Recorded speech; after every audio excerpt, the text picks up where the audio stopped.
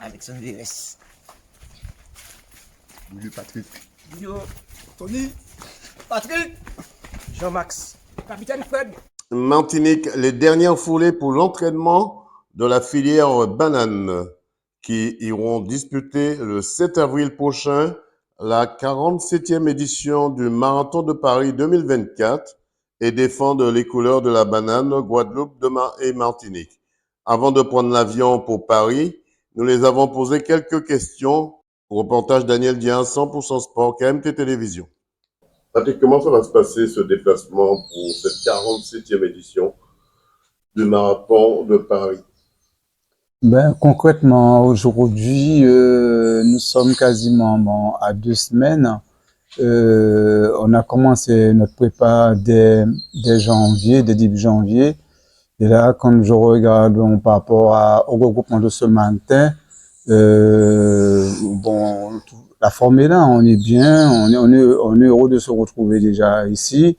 Et puis, du fait de savoir qu'on va partir pour représenter dignement les couleurs de la banane de Martinique et de Guadeloupe, ça c'est un challenge, c'est un nouveau challenge à relever. Et comme nous sommes des compétiteurs, alors du coup, nous sommes tous prêts, bien dans la peau, bien dans la tête, pour bien représenter la banane de Martinique et de Guadeloupe. Ça va être un événement, cette 47e édition, on va dire que vous êtes un peu rodé. Bon, le terme n'est pas exact, mais vous connaissez déjà, c'est pas la première fois que vous faites ce marathon. Comment se porte le groupe, Luc? Disons, depuis que je suis arrivé à la tête des marathoniens, je m'occupe de ce secteur au nom de la banane de Guadeloupe et de Martinique. Le groupe a beaucoup évolué et on a amélioré énormément de choses et que je pense qu'aujourd'hui ça commence à devenir presque pour nous que un peu de la routine, surtout que nous avons pu intégrer avec nous nos amis de la Guadeloupe. Comment se porte la filière banane? À la filière banane, il faut pas se cacher. Nous sommes au coup de la vague. Et ça a été le gros combat que j'ai eu à mener pour pouvoir maintenir quand même le marathon. Puisque dans des périodes difficiles, je crois que c'est, contrairement à ce que pensent certains planteurs, c'est sûrement le moment de communiquer pour pouvoir améliorer la vente, par conséquent améliorer nos recettes. Il faut aller chercher le client là où se trouve. Et je pense que le sport, c'est quand même un des moteurs qu'on peut pouvoir utiliser pour pouvoir vraiment enlever la filière de cette situation.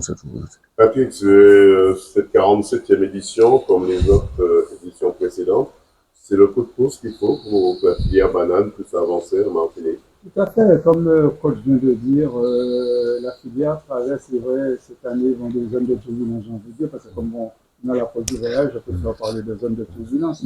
Mais, comme il a dit, nous sommes là justement pour montrer à l'international, à l'Europe, ce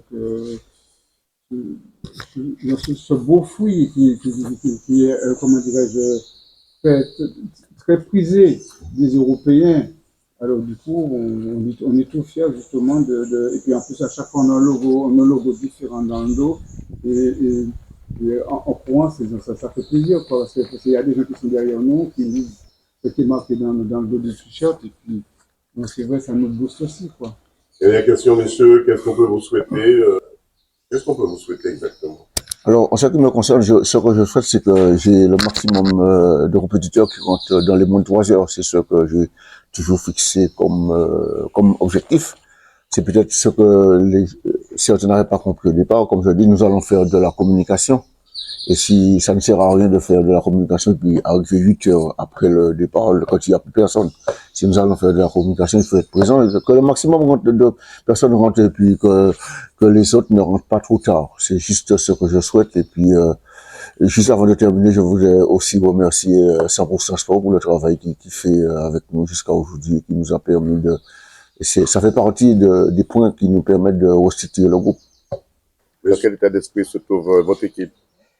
Eh bien, il est vrai, aujourd'hui, on a vu une équipe vraiment prête à participer au 47e tour du Marathon de Paris.